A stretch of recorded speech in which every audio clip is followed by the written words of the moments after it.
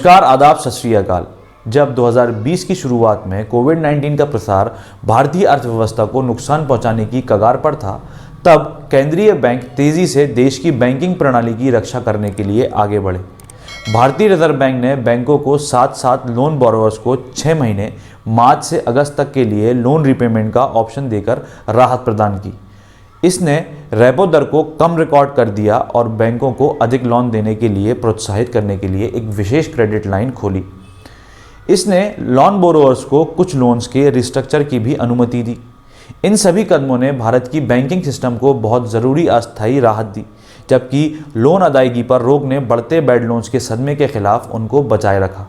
Cheap credit की उपलब्धता ने भी बैंकिंग सिस्टम को अफेक्ट किया। रिजर्व बैंक ऑफ इंडिया ने अपनी ताज़ा रिपोर्ट में चेतावनी दी है कि जैसा कि पॉलिसी सपोर्ट वापस लिया गया है, कोविड-19 महामारी के प्रभाव में सेंध लग सकती है। इसका बैंकों के स्वास्थ्य पर सीधा असर पड़ेगा। इसका मूल रूप से ये अर्थ है कि कुछ लोन बोरोवर्स को जो पैसा चुकाने में असमर्थ थे लेकिन मॉरेटोरियम की वजह से सुरक्षित थे, उन्हें बैड लोन्स के रूप में मान्यता दी जानी चाहिए।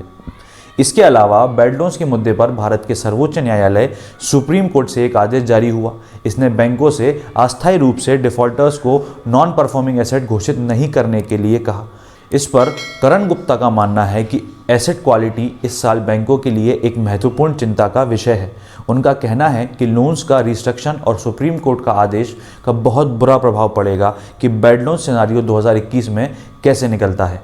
अब बात करते हैं बैंकों के बैड लोन्स के बारे में।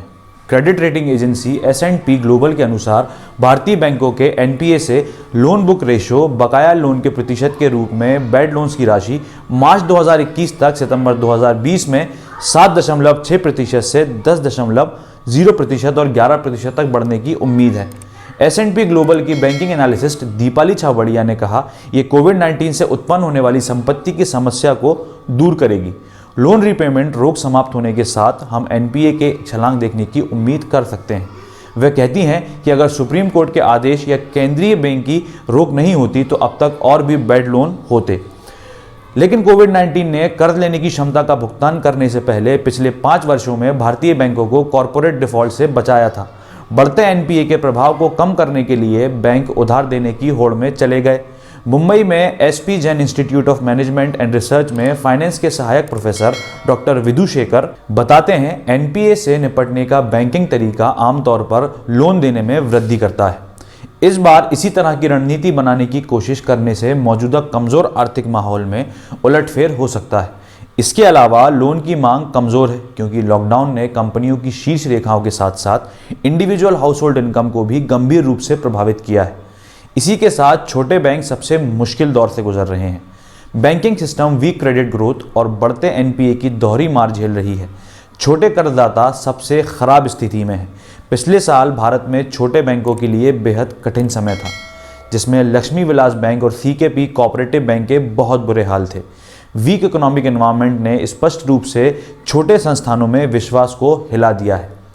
शेखर कहते हैं कि बैंक का आकार जितना छोटा होगा, संभावना उतनी ही बड़ी होगी कि बड़े खातों का छोटा हिस्सा भी खराब हो सकता है। इसका मतलब ये भी होगा कि नए लोन देने में छोटे बैंक ज़्यादा होशियार रहेंगे और इससे विकास धीमा होगा। इसलिए जबकि छोटे लोन लेने वालों को एक कठिन कार्य का सामना करना पड़ता है, इसी के साथ बड़े लोगों को भी काफ़ी परेशानी का सामना करना पड़ेगा, क्योंकि ये वर्ष भारत के ऑपरेस्ड बैंकिंग सिस्टम के लिए एक और कठिन वर्ष साबित हो सकता है। हम उम्मीद करते हैं कि आपको ये वीडियो पसंद आई होगी। अगर आपको ये वीडियो पसंद आई तो हमारे चैनल को सब्सक्राइब करें और बेल आइकन को प्रेस करें। आप हमें ट्विटर, इंस्टाग्राम और फेसबुक पर भी फॉलो कर सकते हैं। आप देख रहे थे भारत गैजेट। धन्यवाद।